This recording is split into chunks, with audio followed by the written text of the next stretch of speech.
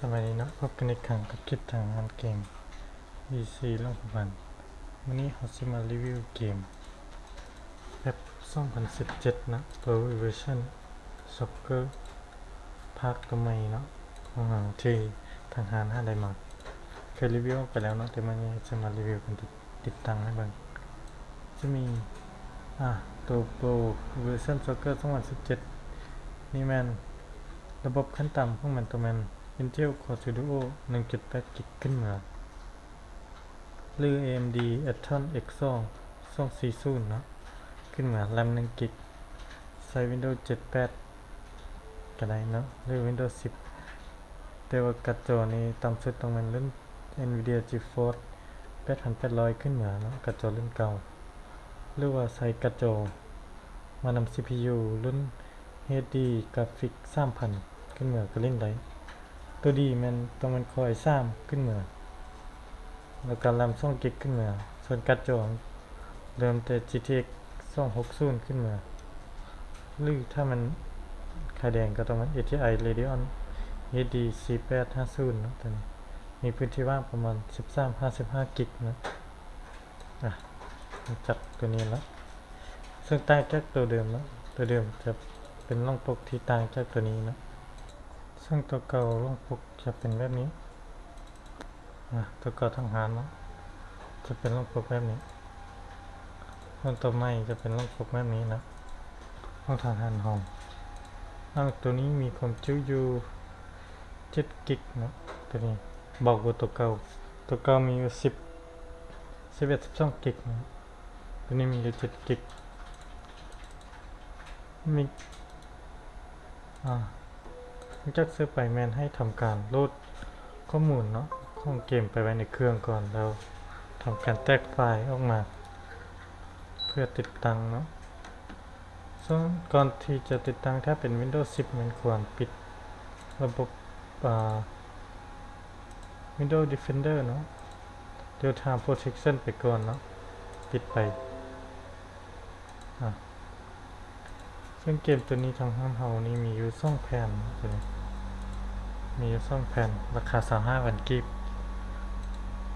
เริ่มทำการคลิกที่ Setup เลยก็ทำการติดตั้งเกมตัวนี้ไปใส่ในเครื่องมันจะเป็นภาษารัสเซียเนาะตัวนี้เน็กไปก่อนตามขั้นตอนมันจะลงไปที่ได้4เกมโปรแกรมมันเลยเนาะตัวนี้ทำการเน็กต่อไปติดตั้งตัวนี้จะเป็นโปรแกรมเสริมเอาไปติดตั้งก็ได้ติดตั้งแต่โปรแกรมหลักตัวนี้นะตัวนี้เป็นโปรแกรมหลักทำการคลิกเน็กเราถ้าติดตั้งจนสำเร็จเนาะตัวนี้หลังจากครั้งก่อนเราเคยรีวิวตัวเก่าไปเนาะคือมันจะมีข้อเสียมันเนาะเกมมันจะบ่สมบูรณ์เนาะตัวนี้ได้อัปเดตมาใหม่แล้วเนาะเป็น Data Pack ใหม่มีสนามใหม่หลังที่สนามอยู่ด้านล่างนี้ก็มีเสียงนะเป็นของใครสโมสรบ่ยังก็มีไล่ทีมก็ไล่อัปเดตซื้อนักเตะแล้วก็สนามกับสุดของนักเตะมาดักไล่เลยจังส่งเราถ้าติดตั้งประมาณนะโอเคไม่ได้สนใจก็ติดต่อมาเลยนะที่งานเกม PC ลงประมาณนะซึ่งเราก็ได้รีวิวออกไปแล้วว่าเกมนี้เป็นอะไรนะมีทีมได้แบบเป็นอะไรได้การซ่อมเทียบตัวเก่ากับตัวใหม่นะมีเกมใหม่ลักไล่เช่นเดียวกัน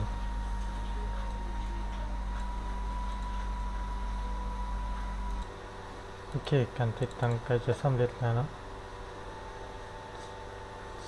โอเคการติดตั้งสำเร็จฟินิช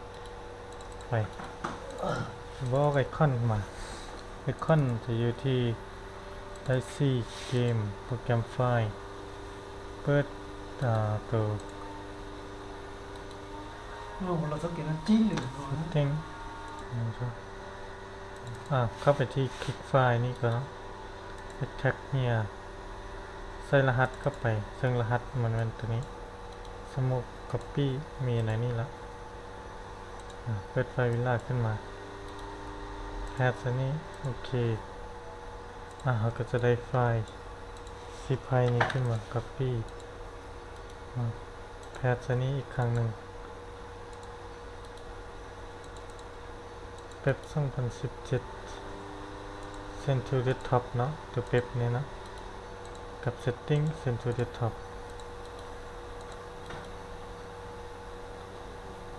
หลังจากได้เดี๋ยวนี้แล้วให้ทำการ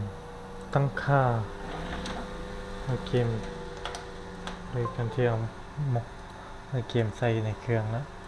คลิกที่ Run Administration ลงมาตั้งค่าให้มันเป็นภาพขนาดน้อยไว้ก่อนเนาะเพราะเนื่องจากมันเป็นภาษารัสเซียอยู่ตั้งโอเคขนาดตัวนี้ Control Control เราได้เลือก Input USB Joystick นะตั้งค่าปุ่มเหมือนกับตัวอื่นแล้วเนาะ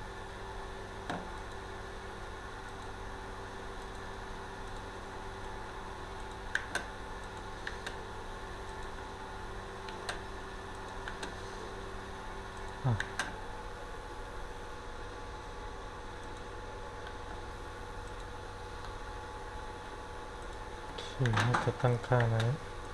ปิดตัวนั้นไปตั้งค่ามันลงเที่ยวนี้ตัวนี้กดหลังจากตั้งค่าแล้ว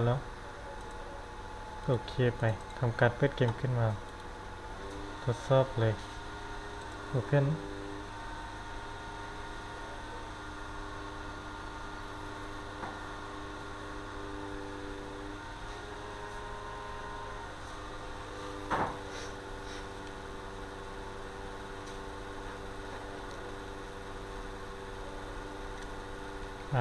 เป็นภาษารัสเซียอยู่นะเดี๋ยวนี้มันเป็นภาษารัสเซียอยู่ในที่นี้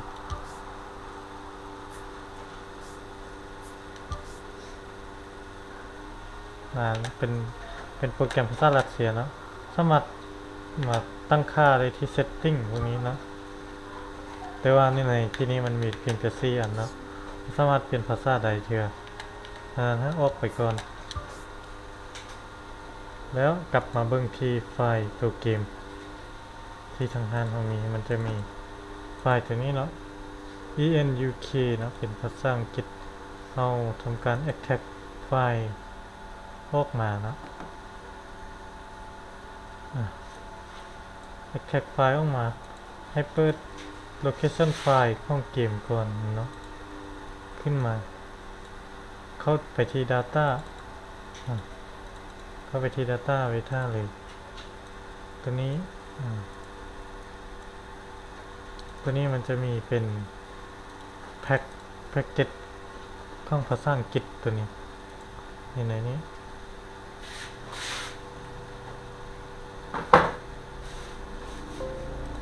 เรียบร้อยแล้วให้ทำการ copy แพ็กเกจตัวนี้ copy ตัวที่เราแตกออกมานี้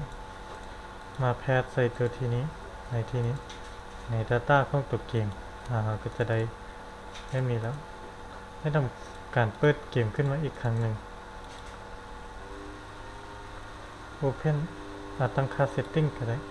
Open เลยนะโอเค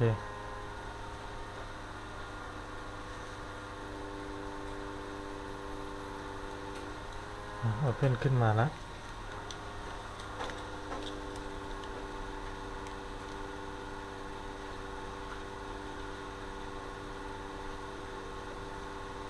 โอเคจะเป็นภาษาอังกฤษแล้วเนาะตัวไหนที่นี่System Data โอเคมันยังมีเป็นภาษารัสเซียอยู่แต่เริ่มเป็นภาษาอังกฤษแล้วให้เข้าไปที่ตัวนี้ตัวสุดรูปนี้ Setting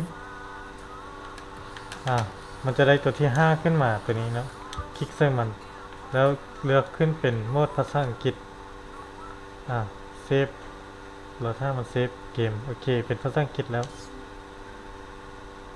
ในที่นี้ก็จะกลายเป็นภาษาอังกฤษหมดเลยเนาะตัวนี้ Save Data Pack โอเค ต่อไปเลือกเพียงแต่การเล่นเกมก็ได้แล้วเนาะ Exhibition Map ยัด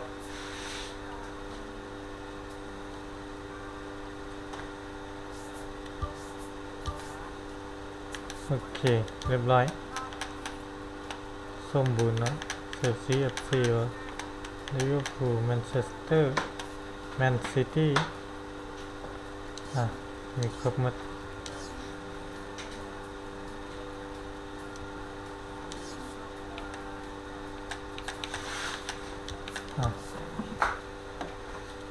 โอเคนะจบเพียงเท่านี้เนาะสำหรับการติดตามนะขอบใจทุกคนที่รับชมเนาะ